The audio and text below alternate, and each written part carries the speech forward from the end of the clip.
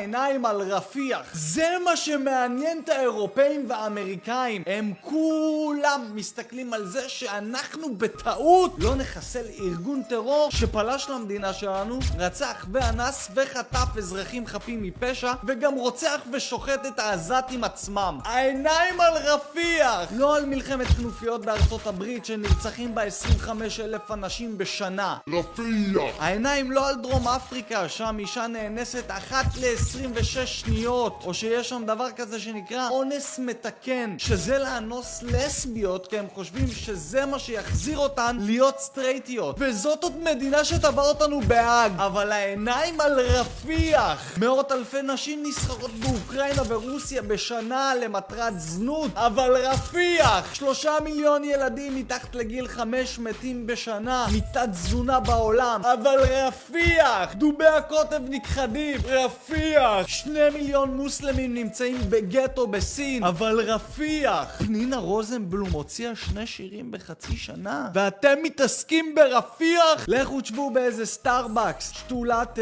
ואולי במקום שהעיניים שלכם יהיו על רפיח, תסתכלו על המדינות שלכם, כי עוד דקה יהפכו את מגדל פיזה למסגד ויעיפו גייז מהאייפל. תמשיכו להסתכל על רפיח.